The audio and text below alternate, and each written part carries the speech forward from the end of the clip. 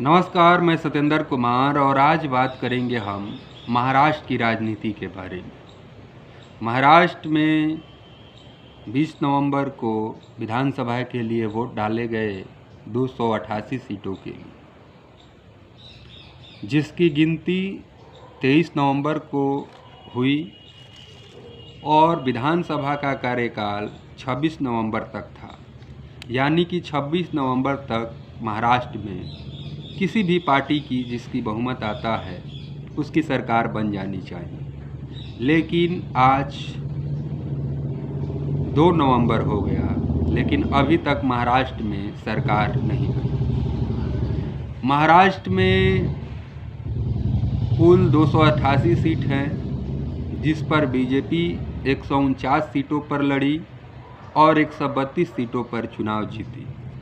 उसकी सहयोगी एकनाथ शिंदे की पार्टी शिवसेना 80 सीटों पर चुनाव लड़ी और 57 सीटों पर जीत दर्ज की।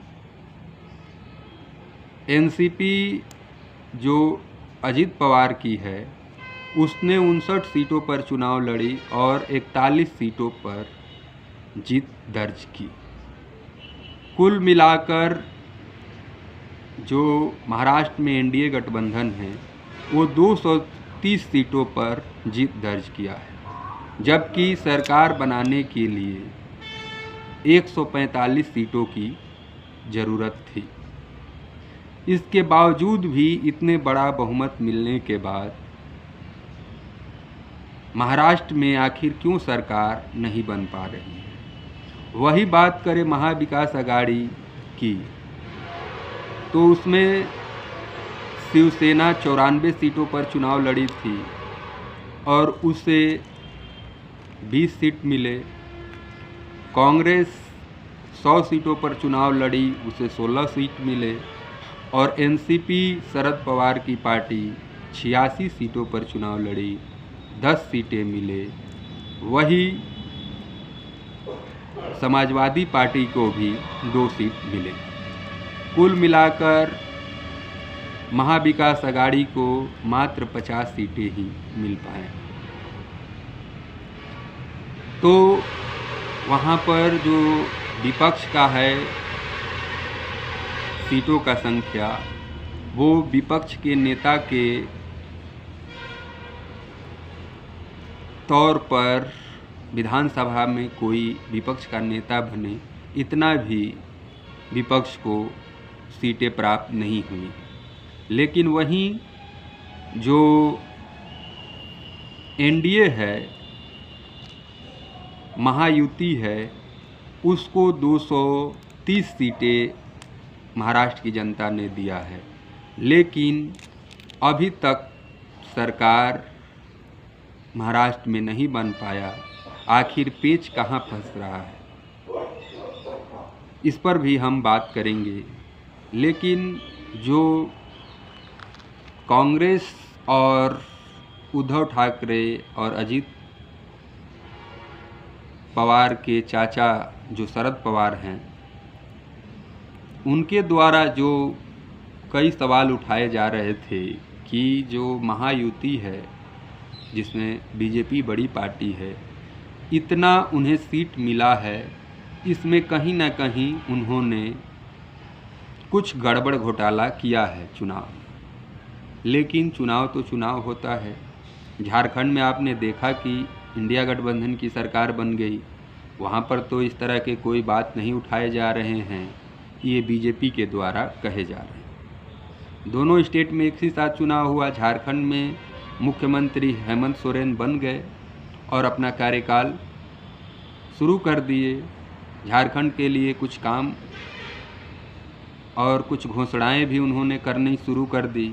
वहीं पर महाराष्ट्र में अभी तक पेच फंसा है कि मुख्यमंत्री एकनाथ शिंदे बनेंगे, कि देवेंद्र फडणवीस बनेंगे, कि अजित पवार बनेंगे। वहीं पर इस तरह की भी खबरें आ रही है कि बीजेपी कोई नया चेहरा बना सकती है महाराष्ट्र में मुख्यमंत्री के तौर पर। लेकिन जो मूल सवाल है कांग्रेस का, उसका कहना है कि आखिर जो महाराष्ट्र में इस तरह का प्रदर्शन रहा महायुति का, 15% वोट कैसे बढ़ गए।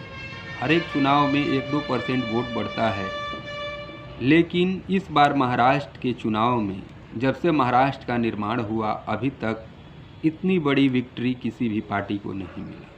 और 15% वोटों का परसेंटेज कैसे बढ़ गया, जबकि दोनों गठबंधनों का लोकसभा में करीब करीब बराबर ही वोट प्रतिशत थे।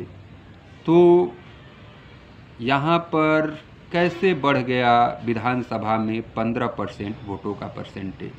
कहीं ना कहीं बीजेपी ने चुनाव में धांधली किया। लेकिन आप भी जानते हैं कि जो जीता वही सिकंदर। जीतने के बाद कई तरह के लोग आरोप प्रत्यारोप लगाते हैं। अब इस पर चुनाव आयोग क्या जवाब देगा, वो चुनाव आयोग की ऊपर छोड़ देते हैं। अब बात करते हैं कि आखिर ये चुनाव इतनी बड़ी जीत कैसे हो गई बीजेपी की। तो आपको पता होगा कि चाहे झारखंड की बात हो चाहे महाराष्ट्र की बात हो, दोनों राज्यों में जो पहले सरकारें थी उसी ने रिपीट किया है। इसमें ये नहीं कहा जा सकता है कि बीजेपी जीत गई और वहाँ पर जेएमएम जीत गई, क्योंकि दोनों पहले से सरकार में थी, फिर उन्होंने अपने कार्यकाल को बढ़ाया। इसमें मुख्य रूप से यह भी माना जा रहा है कि झारखंड में मैया सम्मान योजना जो हेमंत सोरेन के द्वारा वहाँ पर लाई गई थी, और महाराष्ट्र में लाड़की बहना योजना जो एकनाथ शिंदे के द्वारा लाई गई थी। अब आपको बता दें कि करीब करीब 9 करोड़ मतदाता महाराष्ट्र में हैं, जिसमें से 4,69,00,000 महिला मतदाता हैं, और इनमें से करीब करीब 2.5 करोड़ महिलाओं के खाते में एकनाथ शिंदे सरकार ने 7,500 रुपये प्रति महिला के खाते में भेज दिया था। अब आप समझिए कि 2.5 करोड़ महिलाओं के खाते में 7,500 रुपये गए हैं, तो ये जाहिर था कि वो सब वोट बीजेपी को देते, और वो महायुति को दिए भी। तो उसी तरह मैया सम्मान योजना जो झारखंड में था, वहाँ पर भी 50 लाख तक महिलाओं के खाते में जो सम्मान राशि भेजी गई थी। तो कहीं ना कहीं अब जनता को ये लगता है कि सरकारें कोई भी आए, वो तो जनता से जुड़ी शिक्षा की बात नहीं करेंगी, चिकित्सा की बात नहीं करेंगी, जनता की बदहाली के बारे में बात नहीं करेंगी, किसानों के बात नहीं करेंगी। तो क्यों ना वो पैसा दे रही हैं तो उनसे पैसा कुछ ले लिया जाए। और ये पहले तो था कि चुनाव में पैसे बांटे जा रहे थे, अब डायरेक्ट जो सरकार सत्ता में रह रही है वो योजनाओं के नाम पर एक तरह से यूँ कहें तो पैसे देकर वोट खरीदने का काम सरकारी तरीके से किए जा रहे हैं। और ये आपको देखने के लिए महाराष्ट्र और झारखंड में मिला होगा। जहां झारखंड में इंडिया गठबंधन के 14% वोट बढ़े हैं, वहीं महाराष्ट्र में एनडीए गठबंधन यानी महायुति के 15% वोट बढ़े हैं। तो इसमें मुख्य रीजन जो है यही, यहाँ पर महाराष्ट्र में लाड़की बहना योजना और मैया सम्मान योजना झारखंड। जबकि महाराष्ट्र के चुनाव में जब लोकसभा के चुनाव थे, प्रधानमंत्री मोदी के नाम पर वोट मांगे जा रहे थे, लेकिन वहाँ पर बीजेपी कुछ कमाल नहीं कर पाई और महायुति को अधिकतर वोटें नहीं मिल पाई, जबकि महाविकास आघाड़ी वहाँ पर लोकसभा चुनाव में काफ़ी अच्छा प्रदर्शन किया था।